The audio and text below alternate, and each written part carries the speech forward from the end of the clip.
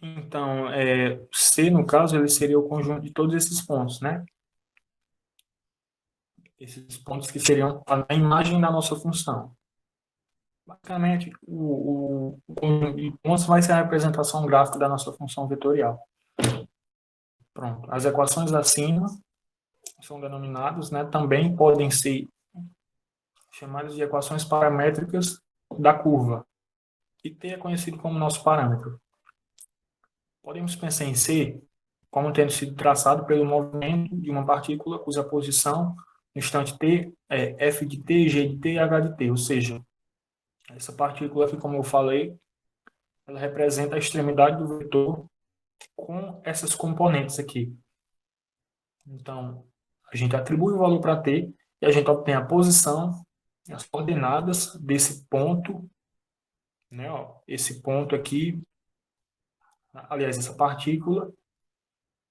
E essa partícula, né, a posição dela é a extremidade do vetor com essas componentes. Então, representam basicamente a mesma coisa. Se considerarmos agora a função vetorial R de t igual a f de t, g de t e h de t, então R de t é o vetor posição do ponto. Ou seja, basicamente a mesma coisa. Aqui a gente tem, né, a apresentação gráfica disso que eu falei agora. Aqui a gente tem a curva vetorial.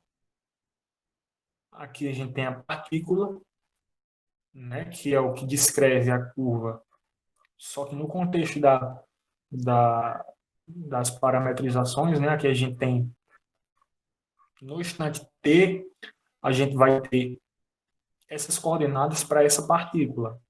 Conforme o t varia, as coordenadas da nossa partícula varia também, e ela varia descrevendo a nossa curva. Aqui a gente tem a mesma curva sendo descrita pelo nosso vetor, que tem essas componentes aqui. As componentes basicamente são as funções que a gente tem lá, né? Então, aqui a gente tem um vetor e aqui a gente tem a nossa partícula. Pronto, com isso a gente pode já resolver a nossa questão. Basicamente, a questão quer que a gente mostre que a nossa curva, né, a curva que ela vai dar aqui, cujas equações paramétricas são x igual a t cosseno de t, y igual a t seno de t e z igual a t, está no cone cuja equação é x ao quadrado mais y ao quadrado igual a z ao quadrado. E ele quer que a gente esboce o gráfico, né, da nossa curva. Então, basicamente, para a gente provar que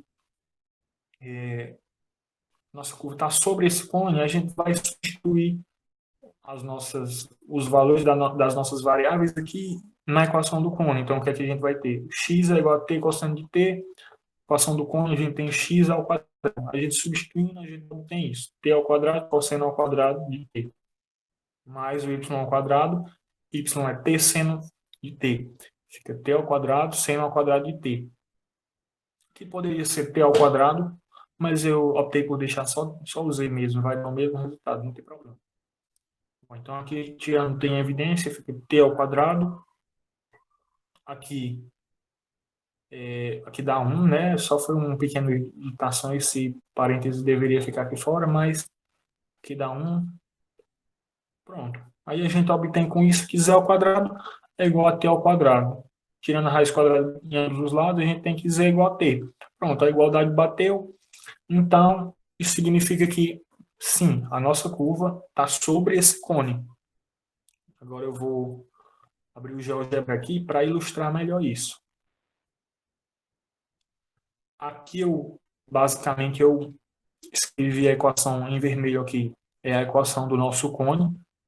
X ao quadrado mais y ao quadrado é igual a z ao quadrado. O z, nesse caso aqui, se a gente observar bem, isso aqui seria a equação de uma circunferência, né? E o z, no caso, seria o nosso raio. Como o z também é uma variável, no caso, o valor dele aumenta, né? Então, a gente teria um conjunto, basicamente, como se fosse várias circunferências sobrepostas aqui, com o raio aumentando, né? No caso, que seria o z. O eixo azul aqui é o eixo z. Então, vão ser várias circunferências sendo sobrepostas aqui, né? Como se fossem vários discos. E isso vai formando o nosso cone aqui. Também vale para o lado negativo, essa ideia. Então, eu fiz aqui, né, escrevi aqui a equação do cone, e aqui eu escrevi as equações paramétricas, né, as equações vetoriais da nossa curva.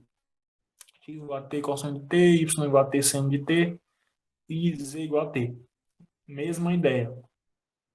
A gente teria, sem esse z aqui, a gente teria a equação de uma circunferência, e o t seria como se fosse o raio. Só que um detalhe, aqui a gente tem só uma variável independente, então não tem como essa equação aqui gerar uma superfície. Como a gente tem só uma variável independente, então a gente vai ter uma curva. E essa curva ela vai respeitar esse cône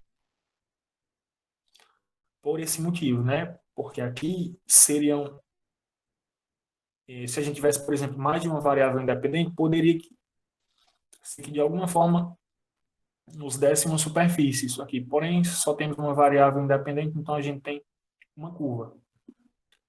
A ideia por trás dessa curva aqui é a seguinte, eu vou aproximar aqui, porque basicamente é uma curva.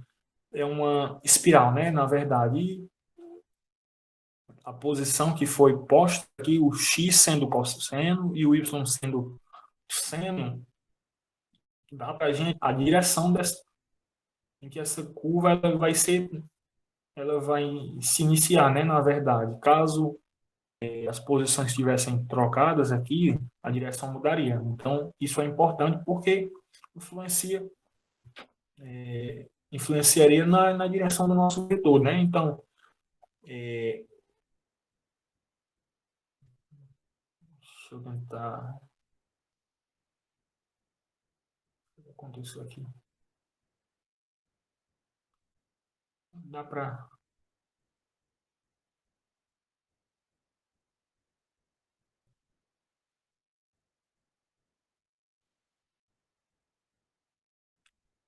Então, se a gente observar bem aqui,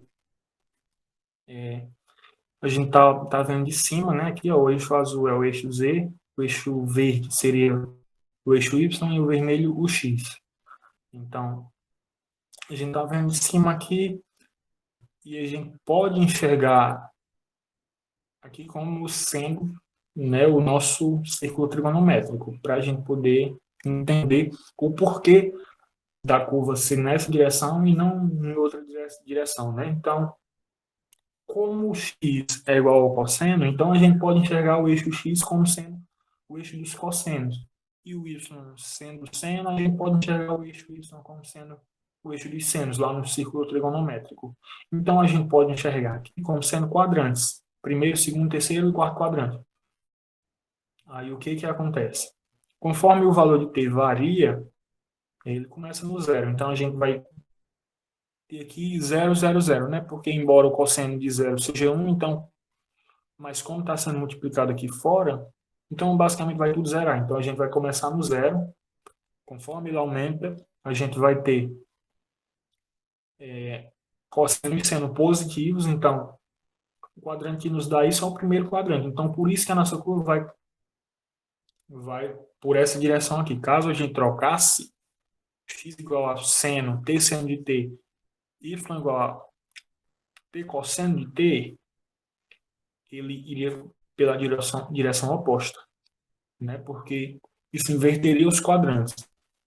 Então, é interessante a gente se atentar a isso, né? A direção que a nossa curva ela é traçada, né? Porque isso influencia diretamente, aliás, isso é influenciado diretamente pela, pela nossa variável independente, né? Que seriam os valores de t. Então, basicamente é isso.